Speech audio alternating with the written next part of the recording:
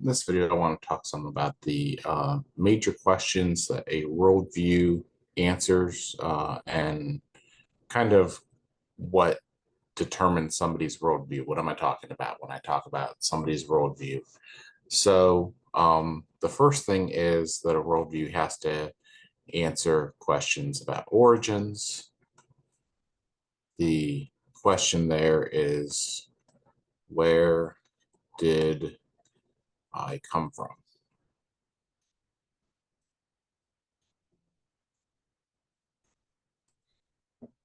Then the next thing that you're logically going to want to ask is something along the lines of meaning. Why am I here? So that's another question that we're going to ask. Another one is going to be one of destiny, which is going to be, where am I going?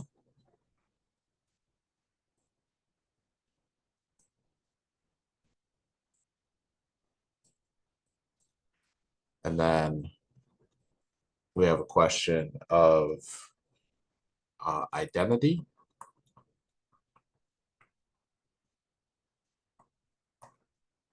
Who am I? And then we have a question of morality.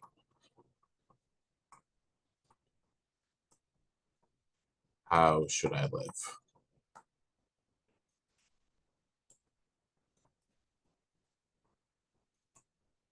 Okay, so those are the 5 questions that a worldview has to answer. And we have basically 3 or 4 forms that that most worldviews are going to take. I'm gonna draw 4 pictures here. First picture that I'm gonna draw here, center of the worldview is going to be 2 concentric circles that are divided like that. In the center, this middle circle is gonna have God in the center of it. And then balanced and separate from each other are man and nature. So this is the general picture of what a theistic worldview is, that man is not God, nature is not God. God is separate from both man and nature. Man is different than the other things in nature. And so you can get all kinds of different theistic worldviews. You could have a monotheistic and a polytheistic worldview, possibly, that fit into this type of viewpoint. I'm going to talk about a different type of theistic worldview over here called a pantheistic worldview. And it's going to basically be one circle and everything is God. Man is God, nature is God.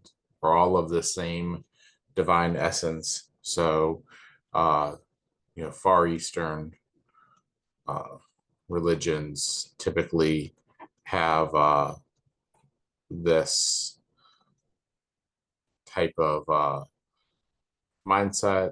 You're going to get Christianity,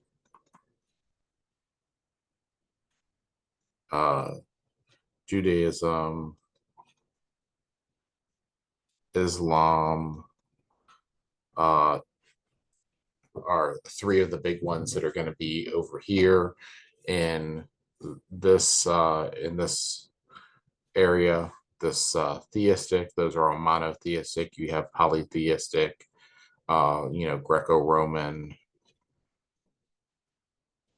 system, and the Nordic and Egyptian, and you would just call this probably lots of you would call those all pagan systems. But we'll get into some things there. So most of the Far Eastern have this pantheism there.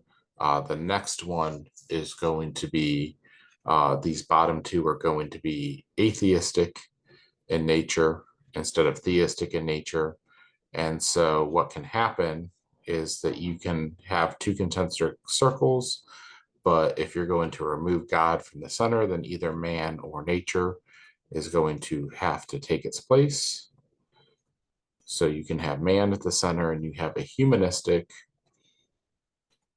worldview, or you can have, and it's going to be hard for me to draw that, nature in there with man outside. Assume those are concentric. I just need more room to write nature. And this is going to be a naturalistic worldview. This is materialism, what we call Darwinism is in there. We also, over here in humanism, you get all kinds of things like usually Marxism, Leninism type thing, communism, socialism. All of those are focused on the supremacy of man, and trying to elevate yourself. There's other forms of this as well, but those are kind of the big players. That's not to say that there's nothing else out there that I haven't itemized, but I think that you can fit everything into one of these four boxes, quite literally, that you're either going to have a theistic worldview that has God at the center, man and nature separate, and man and nature kind of in balance. And you can view everything as being divine, or you can view nothing as divine, and man is the measure of all things, and is the highest form of life, or you can have just nature and natural law. Things just run its course, and man is just another creature and isn't really special or anything like that, just abides by those most base rules that everything operates by. Okay, this is a good overview here of what is a worldview.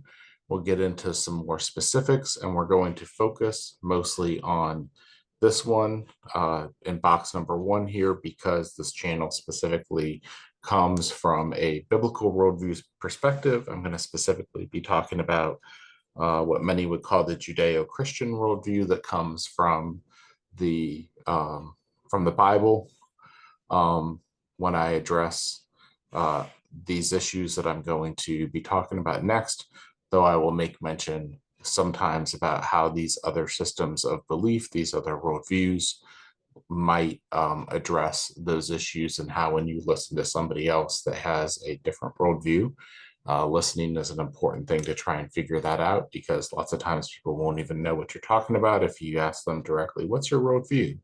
You're going to have to ask them some questions about what they believe about certain things.